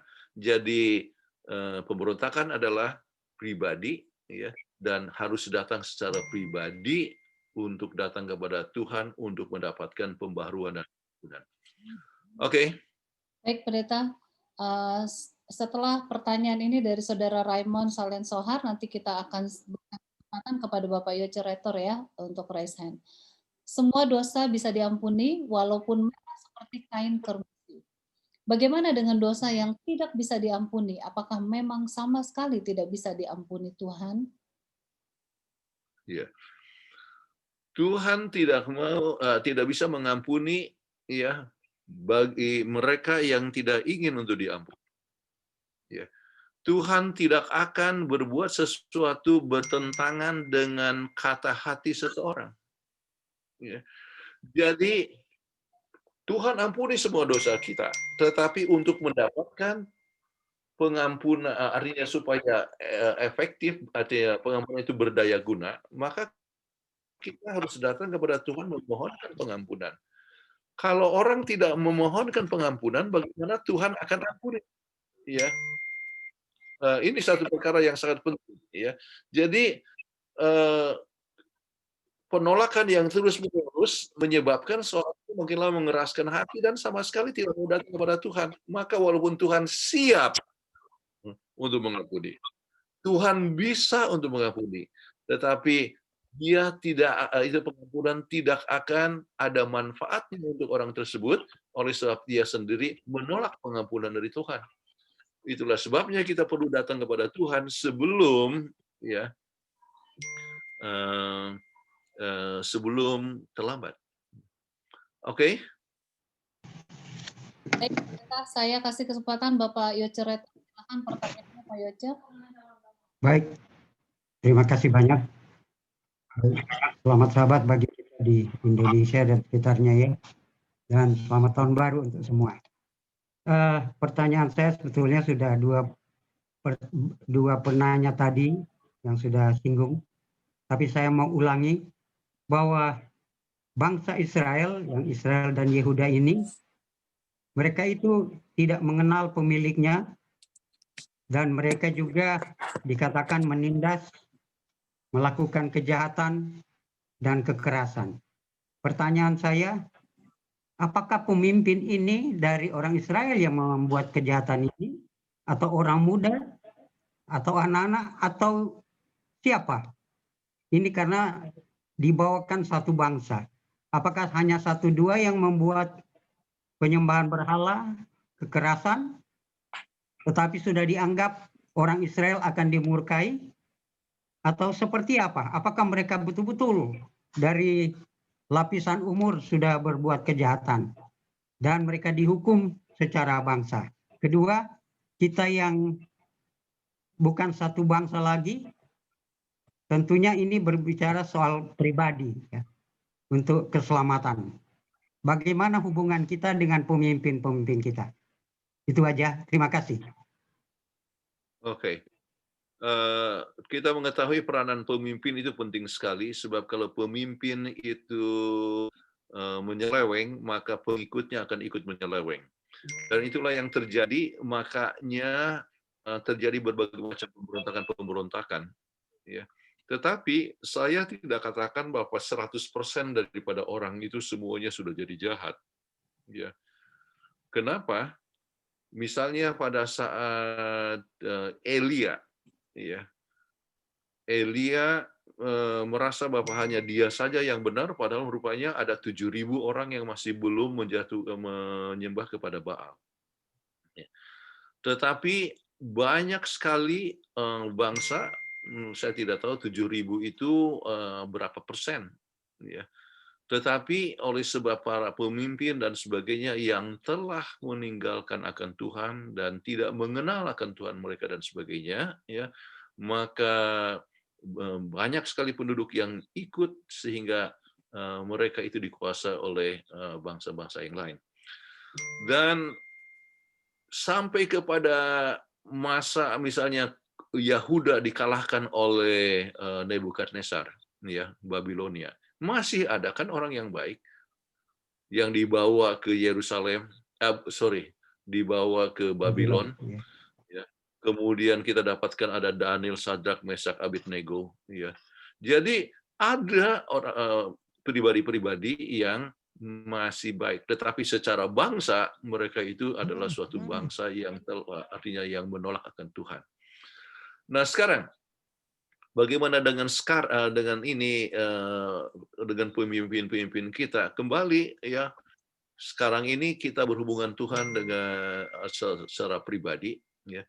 Waktu penolakan kepada pekabaran 1888 kebenaran oleh iman oleh A.T. Jones dan Wegener, ya, maka beberapa pemimpin itu menolak. Uriah Smith, ya, R.E. Butler, ya, itu orang-orang, ada yang Gregor, ya, ada beberapa orang yang menolak, ya, dan itu memberikan pengaruh yang cukup negatif juga, ya, ada yang ikut juga kepada mereka. Makanya Mrs. White sebutkan ada 3 kelompok yang terjadi pada waktu itu, ya, yaitu kelompok yang menolak, ya, dan sebetulnya kecil jumlahnya. Tapi ada pemimpin-pemimpin di situ. Ada pemimpin, ada kelompok yang menerima, ya. Terus ada kelompok yang tidak menentukan sikap. Ya. Namun dengan usaha daripada mereka bertiga, yaitu Ellen G. White, E.T. Jones dengan E.J. Wegener, ya, akhirnya mereka yang tadinya menolak akhirnya menerima. Ya. Dan itu bisa lihat, misalnya ada tulisan daripada Uriah Smith, ya, yang akhirnya menerima akan pengajaran-pengajaran itu. Ya. Jadi kembali, ya, secara kita sekarang berhadapan kepada Tuhan secara pribadi, ya. Kalau kelemahan jangan dianggap sebagai satu kelemahan, ya, gereja secara keseluruhan. Kita harus hindarkan, ya, apa yang disebut generalisasi, ya. Sebab inilah yang digunakan oleh kelompok sempalan, ya. Kelompok sempalan, misalnya kelompok Present Truth, sebutkan tentang ada satu kelemahan pendeta di di Italia. Ya. Ada kesalahan pendeta yang di Florida. Ya. Langsung dianggap itulah kelemahan daripada gereja Advent. Kita datang kepada Tuhan secara pribadi, ya, dan kumpulan daripada pribadi yang artinya daripada umat Tuhan, ya, akan ada kumpulan umat Tuhan yang tetap setia, ya. Tetapi lalang dan gandum akan tumbuh, ya, sampai ya masa penuaian. Ya. Itulah sebabnya jangan kelemahan daripada seseorang, ya, menunjukkan kelemahan daripada keseluruhan. Dan saya sudah jawab ini pertanyaan dari Bapak Retor. Baik, saya lihat Bapak, gimana Ibu Peggy? Siapa boleh yang bertanya Ibu Peggy? Boleh bertanya Ibu Peggy? Bentar, ini dengan siapa yang mau bertanya? Pak Lasman ya? Iya, iya, saya mau bertanya. Boleh. Pak Lasman mau bertanya, Pak Lasman, Simanjuntak. Pak Lasman, boleh bertanya? Boleh sih, tapi sebentar ya Pak Lasman, kasihan. Ini ada yang lebih dulu raise hand. Ada Pak Wilson Nadeak juga dari tadi. Ya, Ibu Ten Mahu ya. Pak Nevin, Nevin yang duluan. raise hand, tapi Pak Nevin belum buka videonya. Kalau sudah buka video. Mahu sesungguhnya, Om Maksau Mahu. Ya, Pak Mahu dulu ya. Silakan. Karena di chat masih ada beberapa Pak Pendeta. Pak Pendeta lagi, Pak Lasman. Di chat masih ada 5 penanya. Silakan Pak. Oke, silakan. Kalau masih ada waktu ya. Ya, silakan. Iya, pasti ada. Baik, Bapak Haumahu, silakan. Ya, Pak Haumahu, silakan. Ada 2 pertanyaan, Pastor. Yang pertama, kalau di Hosea 4 ayat 17 katakan bahwa Efraim Allah, biarkanlah dia. Zaman kita ini, kalau misalnya kami tetap jatuh dengan keinginan hati, apakah ayat ini betul kita biarkan aja dia lagi? Oh begitu. Baik. Pertanyaan kedua, Pak. Pertanyaan kedua, di Yohanes 4, Yohanes 1 Yohanes 5, katakan ayat 16, kalau ada seorang punya saudaranya berbuat dosa, yaitu dosa yang tidak mendatangkan maut, hendaklah ia berdoa kepada Allah dan dia akan memberikan hidup padanya, yaitu mereka yang berbuat dosa yang tidak mendatangkan maut. Tapi ada dosa yang mendatangkan maut. Tentang itu tidak dikatakan bahwa what that mean? Dosa mendatangkan maut dan dosa yang tidak mendatangkan maut. Terima kasih, Pak. Oke. Supaya lebih singkat saya jawab dulu yang nomor 2 ya. Dosa yang mendatangkan maut adalah dosa kepada Roh Kudus yang menyebabkan maut dan kematian yang kekal. Oke. Itu adalah pertanyaan yang kedua. Pertanyaan yang pertama yang ditanyakan adalah mengenai Hosea, dikatakan biarkan saja dia berbuat jahat ya. Nah, itu bukan berarti bahwa diteruskan, artinya selama ini dia tidak pernah dia dikoreksi ya. Tetapi kalau seorang sudah tidak lagi mau untuk dikoreksi ya, kalau seorang itu sudah tidak, artinya sudah tetap menolak oleh sebab dia sudah berdosa kepada Roh Kudus, maka dibiarkan dan biarlah dia belajar sendiri ya daripada pengalaman itu.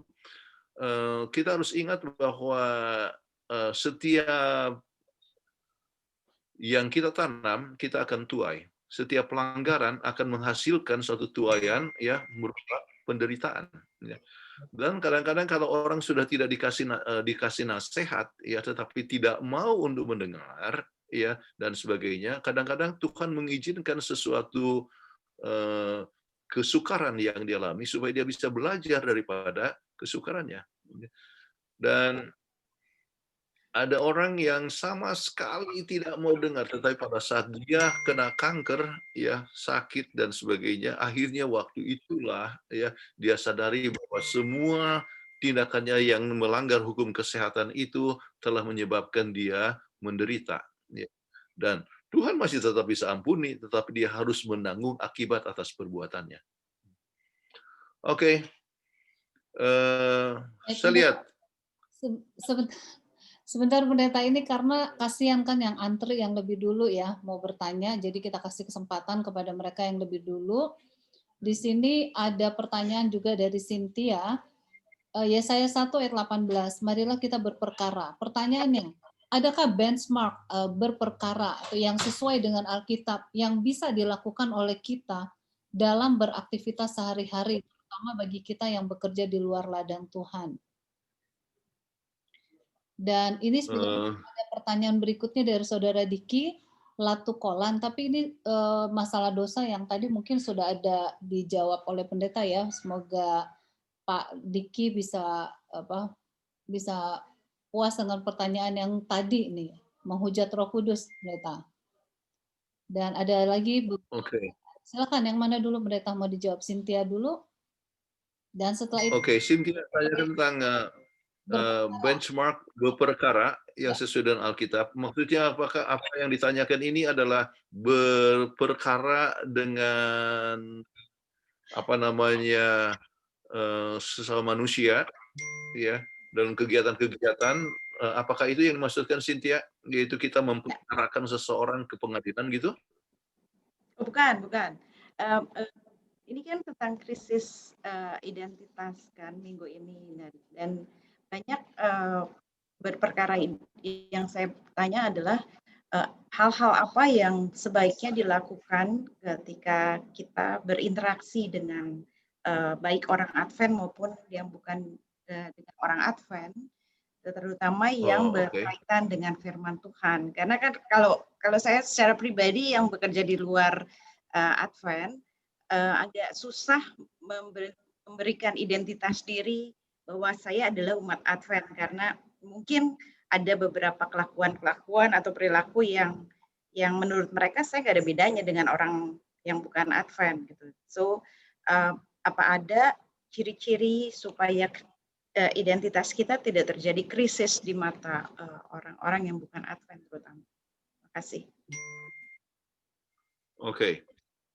Sebetulnya yang dimaksudkan dengan kata berperkara di sini adalah let us reason together, ya, yaitu artinya duduk bersama-sama, ya, untuk coba mengajak kepada manusia untuk ingat, ya, keadaan kita yang sebenarnya itu bagaimana. Kita diciptakan Tuhan, kita ditebus Tuhan, tetapi kita lari daripada Tuhan, ya. Jadi itu yang dimaksudkan dengan tujuan langsung daripada ayat tersebut. Tetapi kalau misalnya berbicara mengenai masalah identitas kita terhadap orang lain, ya, saya percaya bahwa kita harus tetap dikenal sebagai seorang yang mempunyai hubungan dengan Tuhan, ya, yang dapat terlihat dari hasil pekerjaan, ya, misalnya pekerjaan yang rapih, ya, cara kerja yang rajin, ya, sikap kerja yang jujur, ya, penampilannya yang rapih, ya. Jadi hal-hal ini bisa tetap menunjukkan bahwa kita adalah orang yang mempunyai satu identitas oleh sebab hubungan kita dengan Tuhan. Jadi sementara orang-orang berbondong-bondong untuk pesta minum-minum, ya pada tahun baru, kita tidak ikut, ya. Jadi artinya ya kita mungkin acaranya adalah acara, ya, yang lebih baik yang memberikan kemuliaan bagi nama Tuhan, ya. Jadi ingat saja apa yang dikatakan di dalam 1 Korintus 10 ayat yang ke-31, ya. Baik kau makan, baik kau minum, apapun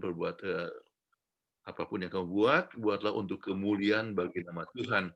Jadi itu dalam kegiatan sehari-hari, di kantor, di rumah tangga, atau di mana saja, ya. Dengan sendirinya kita mempunyai kelemahan-kelemahan tertentu, namun ya secara kecenderungan kita haruslah memberikan kecenderungan yang baik, yang rajin, yang jujur, yang hingga kita dikenal sebagai orang yang mempunyai identitas sebagai seorang anggota Advent yang baik. Ya. Mudah-mudahan ini menolak apa yang dimaksudkan oleh Cynthia. Ya, Cynthia cukup mengerti pendeta. Kita Pak Lasman nanti setelah pertanyaan yang satu ini boleh Pak Lasman ya nanti. Oh ada Pak Wilson juga ya. Sebentar ya Pak Wilson ya. Oke. Pertanyaan dari Daniel Sitompul. Pertanyaan saya, karena ada masalah dengan audio. Dalam 1 Korintus 6 ayat 9 sampai 10 itu adalah tentang atau tidak tahukah kamu bahwa orang-orang yang tidak adil tidak akan mendapat bagian dalam kerajaan Allah? Janganlah sesat, orang cabul, penyembah berhala, orang berzina, banci, orang pemburit, pencuri, orang kikir, pemabuk, pemfitnah, dan penipu tidak akan mendapat bagian dalam kerajaan Allah. Apakah ayat ini merupakan vonis dan tidak ada harapan pengampunan dari Tuhan sehubungan dengan Yesaya 1 ayat 18? Mohon pencerahan Pendeta Kuntara. Ya, Tuhan itu mencintai kita. Dan dalam cintanya dia selalu mengundang. Datanglah kepadaku, hai kamu sekalian yang berlelah dan menanggung berat, aku akan memberikan sentosa kepadamu. Ya, artinya itu berarti Tuhan mengajak supaya kita mempunyai suatu pertobatan. Ya. Jadi ini yang terjadi dengan undangan daripada Tuhan, misalnya pada saat Petrus memberikan khotbah, ya, dan dia katakan, mereka bertanya, apakah yang kami buat? Terus dia katakan, bertobatlah, maka segala dosamu akan dihapuskan. Jadi mereka yang mungkin penipu ataupun juga pencuri dan sebagainya, ya, mereka itu tetap mempunyai kesempatan untuk mempunyai pertobatan. Tapi kalau mereka terus-terusan ya melakukan dosa, maka itu bisa menyebabkan mereka tidak bisa mendapatkan bahagian di dalam kerajaan Allah. Ya. Dan kita harus ketahui juga bahwa ini kabaran untuk jemaat Korintus. Jadi artinya kepada anggota gereja di Korintus. Mereka sudah dibaptiskan, tetapi rupa-rupanya mereka mempunyai hidup yang lama. Itulah sebabnya mereka diajak untuk betul-betul mempunyai pertobatan yang sungguh-sungguh, sehingga mereka tinggalkan akan pola hidup yang demikian, maka mereka akan dapatkan ya bagian dalam kerajaan Allah. Jadi bukan betul-betul vonis, ya, tetapi ini adalah suatu amaran, ya. Baik. Baik, Pendeta. Kita akan kasih kesempatan buat yang raise hand tadi. Pertama Saudara Lasman dulu ya. Setelah Saudara Lasman, saya berikan kesempatan kepada Bapak Wilson Nadea. Baik, salam selamat hari Sabat Pak Pendeta Kuntara. Terima kasih Bu Peggy. Pak Pendeta, saya mau tanya pelajaran hari Rabu Pendeta. Memakan atau dimakan? Yesaya 1 ayat 19 dan 20 ada pertanyaan bagaimana berkat dan kutuk, Pendeta ya. Nah ini tentunya bagaimana kita menjelaskan supaya lebih hati-hati ya. Di luar gereja Advent, para pendeta-pendeta sekarang mengkhotbahkan tentang teologi kemakmuran. Kalau orang katanya yang kaya raya, orang yang setia, memberikan persembahan di gereja adalah orang diberkati Tuhan. Kalau dia miskin, dia melarat, kata dikutuk oleh Tuhan, tidak setia pada Tuhan. Ini supaya berkat dan kutuk tidak ada zona netral, tidak ada zona abu-abu, Pendeta. Kemarin Pendeta, ada pertanyaan ketika saya ikut Zoom mengenai pasien-pasien COVID bersama Ibu Peggy juga, Rumah Sakit Advent Bandung, Rumah Sakit Bandar Lampung, dan Rumah Sakit di Medan ini, ya banyak hamba-hamba Tuhan yang kena COVID. Banyak pendeta-pendeta, pimpinan organisasi gereja kita kena COVID. Mereka adalah hamba-hamba Tuhan, mereka adalah orang-orang yang setia, menurut kepada Tuhan. Tapi pada akhirnya mereka terbaring karena COVID-19. Bahkan sedikit pendeta kemarin di gereja kami beberapa bulan lalu, seorang pendeta senior baru berkhotbah tentang berkat, tentang kesetiaan Tuhan, menurut Tuhan. Tiba-tiba pada Rabu kena COVID. Dia meninggal dunia pada hari Sabat. Dan saya orang yang terakhir kontak dengan beliau. Saya dicurigai waktu itu kena COVID. Tapi saya percaya kalau kita berpegang pada berkat sama Tuhan, pasti kita akan dilindungi oleh Tuhan. Itu pendeta. Yang kedua sedikit pendeta. Yang krisis identitas, pendeta tadi belum menjelaskan. Krisis identitas, apakah umat Allah sekarang katanya, ada krisis identitas nggak pendeta? Ya, apakah tadi pendeta mengatakan bangsa Israel lebih buruk daripada binatang, ada Sodom Gomora. Krisis identitas seperti apa sekarang orang umat Tuhan seperti sekarang? Tadi pendeta mengatakan ada perkawinan sejenis LGBT. Terima kasih Pak Pendeta. Baik. kita harus berhati-hati untuk coba menghukumkan bahwa kalau misalnya seorang itu miskin, ya, maka tidak makmur, itu oleh sebab dia tidak setia. Memang ada janji-janji Tuhan kepada mereka yang setia, ya. Dan yang dikatakan bahwa mereka yang menurut dan menggunakan talentanya akan mendapatkan tambahan talenta, ya. Maka itu adalah satu perkara yang benar. Kemudian kita mengetahui bahwa lebih banyak kita memberi, lebih banyak kita menuai, lebih banyak menanam, kita lebih banyak menuai, lebih banyak memberi, ya, maka lebih banyak kita terima berkat. Itu adalah satu perkara yang kita percayai, ya. Nah, dan begitu banyak sekali orang-orang Advent, ya, yang mendapatkan berkat, ya, oleh sebab suka untuk memberi, ya. Mertua saya adalah orang yang paling suka untuk memberi, ya. Artinya dia, bukan saya salah kalau katakan paling suka, ya. Dia senang sekali untuk memberi, ya. Dia kasih tanah untuk rumah sakit, dia bangun rumah sakit kepada gereja kita, kemudian dia bangun gereja, ya, banyak sekolah, tanah, apa semua, ya, di Medan itu cukup banyak gereja-gereja yang dia bangun dan sebagainya. Ya. Jadi, dan Tuhan memberikan banyak kelimpahan berkat kepadanya. Jadi, prinsip menanam dan akan menuai itu berlaku, ya, bukan hanya kepada, ya, orang Advent. Ini berlaku kepada siapa saja, sebab manusia diciptakan itu untuk menjadi berkat, dan kalau kita menjadi berkat, maka kita punya kemungkinan untuk menyalurkan berkat itu lebih besar. Ya.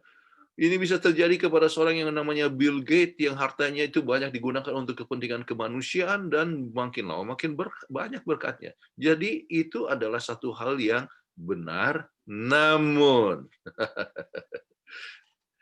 bukan berarti tidak ada pengecualian. Kenapa begitu? Sebab kadang-kadang Tuhan mengetahui yang terbaik, dan berkat itu tidak selamanya di dalam bentuk materi, ya. Berkat itu dalam bentuk kebahagiaan, kesehatan, ya. Dan kadang-kadang ada orang yang berbahaya kalau materinya banyak, ya. Justru dia tidak setia sama istrinya, ya, sebanyak kesempatan, ya. Jadi itulah sebabnya, maka kadang-kadang untuk kebaikan orang bersangkutan sendiri, ya, maka berkat itu Tuhan pokoknya berikan kecukupan, tidak akan kekurangan. Ya, yang penting dapatkan kebahagiaan dan sebagainya. Itu faktor kedua yang saya ingin sampaikan. Faktor yang ketiga, ya, kita harus tahu, ya, bahwa ada setan di belakang segala malapetaka. Ya. Kalau kita ingat kepada Ayub, ya, maka kita tahu bahwa yang menyebabkan dia luka parah bukan sebab dosanya. Yang menyebabkan dia bisulan dari ujung kepala sampai ke telapak kaki, ya, bukan oleh sebab melanggar kehendak Tuhan, tetapi oleh sebab setan yang coba, ya,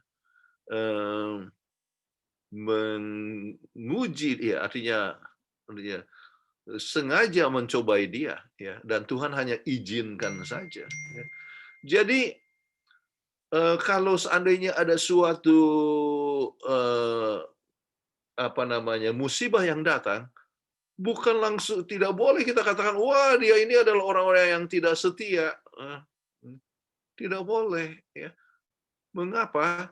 Oleh sebab Ayub adalah orang yang paling setia, tetapi dia diuji sedemikian rupa. Ya. Jadi kita tidak boleh katakan demikian, sebab ada setan yang berusaha untuk mengecewakan kita. Itu faktor ketiga. Faktor yang keempat yang saya ingin sampaikan ialah, ya, sesuai dengan 1 Korintus 10 ayat 13, Tuhan tidak akan mencobai, ya, kita dengan pencobaan yang lebih besar daripada kekuatan kita.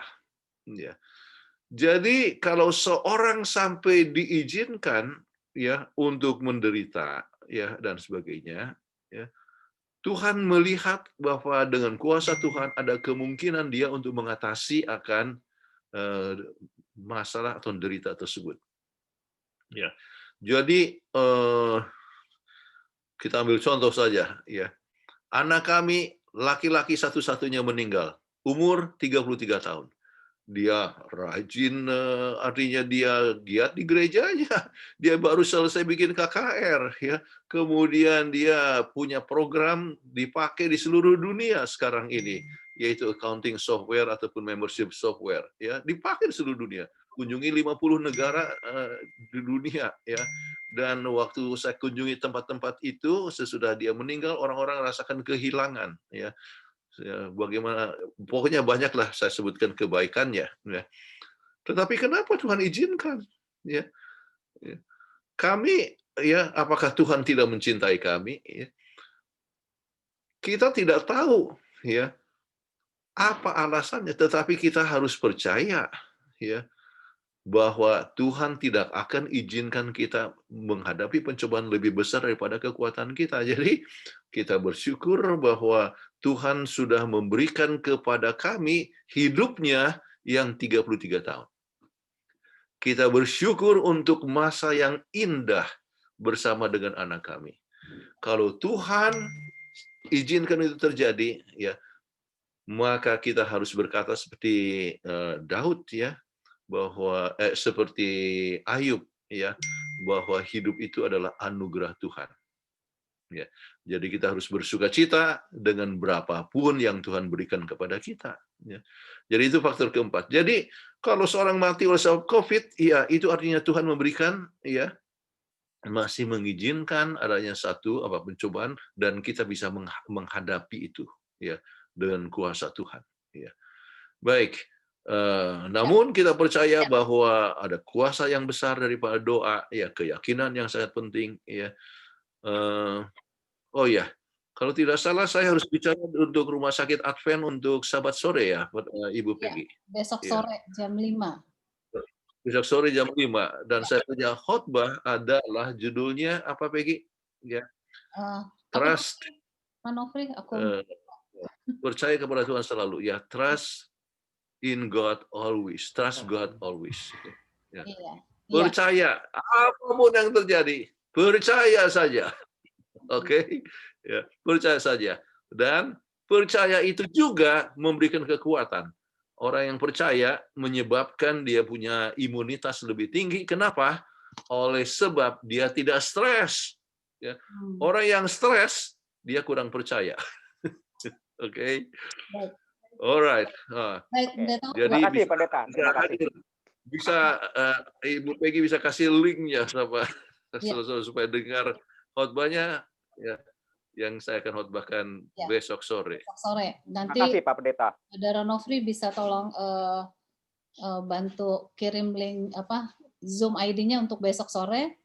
Dan kebetulan bersamaan dengan Pendeta Sugi Sitorus, Ketua UNI, yang terpapar COVID, beliau akan memberikan kesaksian. Jadi Bapak Ibu yang mau bergabung mendengarkan besok sore jam 5 dimulai tepat waktu.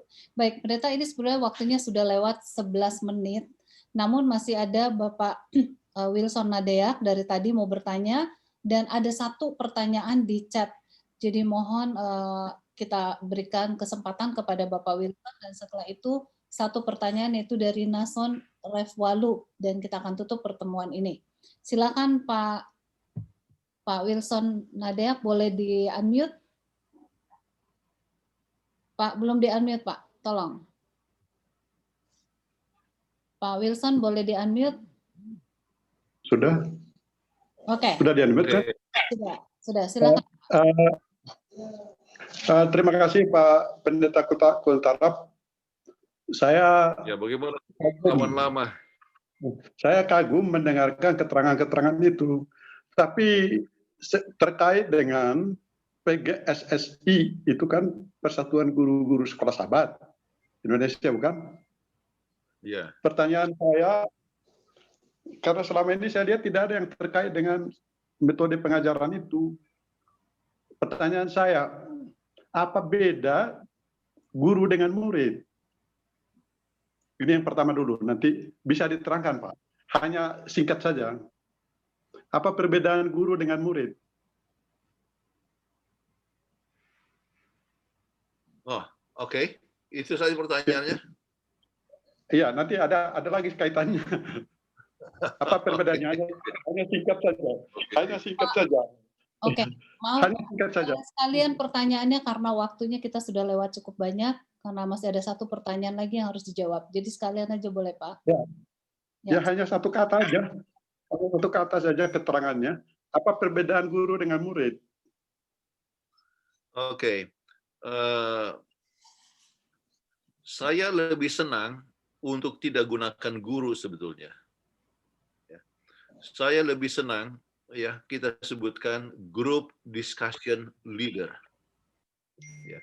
Kalau guru mempunyai kecenderungan, ya, dia seperti profesor, ya, yang coba memberikan semua ide dan sebagainya supaya murid itu belajar dan bisa menurut dan sebagainya.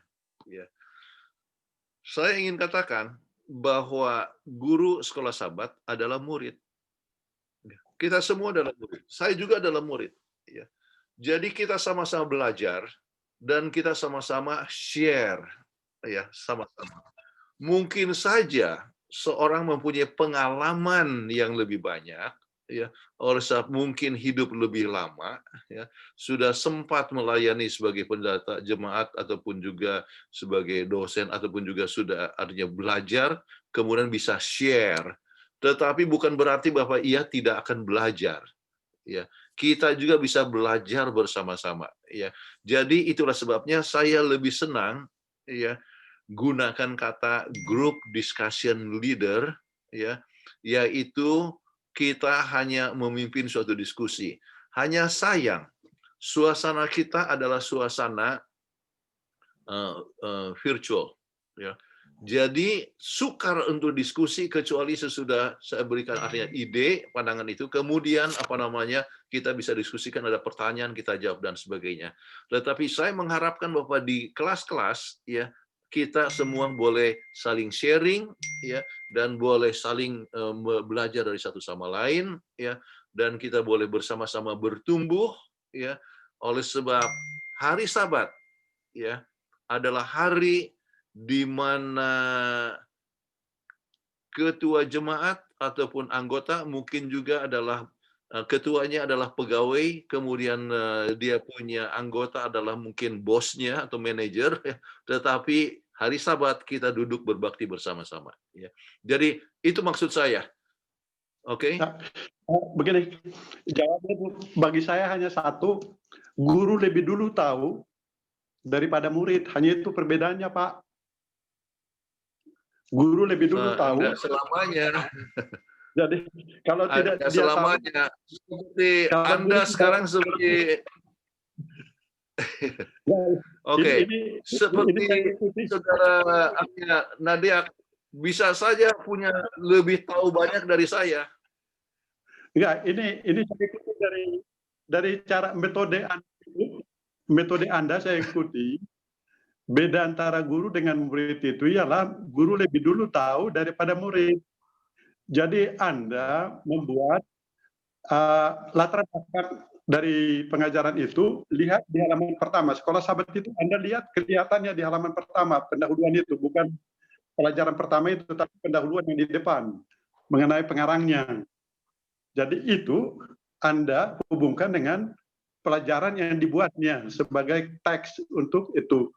Dan kemudian Anda memberikan lagi highlight untuk pelajaran yang akan datang. Jadi saya kira fungsi dari guru itu, guru sekolah Sabat itu, pertama dia tahu apa yang ada di depannya, pelajaran yang di depan, kemudian teks itu sendiri pelajaran yang sedang dipelajari, dan kemudian ada 1-2 menit itu dia memberikan pelajaran yang ada hubungannya dengan pelajaran yang berikut. Jadi ada pelajaran yang pertama berkaitan dengan pelajaran yang berikut yang sedang dipelajari, kemudian pelajaran 1-2 menit itu diberikan pelajaran tentang yang akan datang. Jadi kelihatan bahwa ada 3 pelajaran yang sekaligus yang Anda telah kemukakan itu. Itu menurut yang apa yang saya catat di sini. Jadi dari kontekstual itu, dari pelajaran yang sebelumnya dengan pelajaran yang sedang dipelajari itu didalami, kemudian diberikan highlight ada satu dua paragraf yang akan datang. Ya. Saya kira itu baik, jadi Alkitab menerangkan dirinya sendiri gitu. Ya, baik Pak Wilson Nadeak, mohon maaf karena waktunya kita sudah lewat banyak, karena kami selalu on time jam 8.30 itu harus selesai. Dan saya tadi berjanji ada satu penanya yang lebih dahulu sebetulnya dari tadi belum dijawab. Kalau pendeta bisa tolong jawab, namun jangan panjang-panjang ya pendeta ya, jawab poinnya saja. Ini jadi sudah panjang sekali dari saudara Nason. Saudara Nason, apakah masih ada di sini? Kalau tidak ada, saya tidak bacakan. Apakah saudara Nason masih ada? Oke, kalau gitu berarti sudah tidak ada orangnya, tidak bersama dengan kami. Waktunya sudah habis pendeta dan kita akan tutup pertemuan kita. Saya ingin memberitahu kepada saudara-saudara yang tadi bertanya untuk acara besok sore jam 5 di Rumah Sakit Advent Bandung, linknya tadi sudah ada di chat, boleh silakan di copy.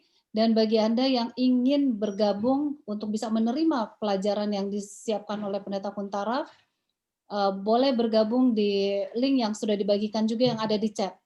Jadi bisa ambil di chat sekarang, di copy paste supaya bisa mendapatkan baik rekaman maupun PowerPoint yang disiapkan oleh Pendeta Kuntara. Dan sekali lagi saya mau mengundang kita semua yang sekarang sudah hadir untuk hadir lagi pada hari Sabat depan, ya Jumat malam, acara PGSS ini dengan Zoom link, Zoom yang sama, juga passcode yang sama. Jadi walaupun tidak menerima posternya, sudah bisa dicatat sehingga tetap hadir pada setiap Jumat malam ini.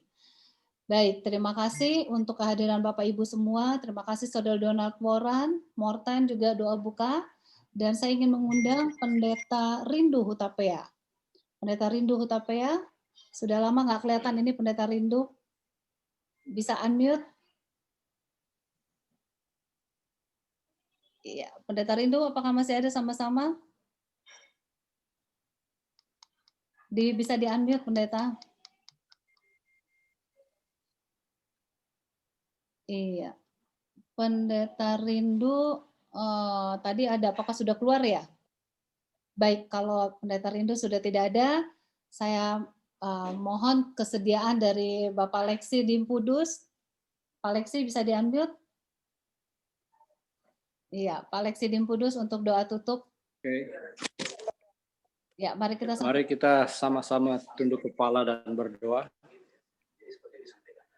Ya Tuhan Allah Bapa kami yang bertakhta di dalam kerajaan surga, kembali lagi kami datang kepadamu bersyukur dan berterima kasih oleh karena kami boleh mempelajari, mendengarkan firman Tuhan melalui pelajaran sekolah Sabat. Terima kasih atas nasihat-nasihat firman Tuhan yang Engkau telah berikan melalui hamba-Mu Pendeta Kuntara.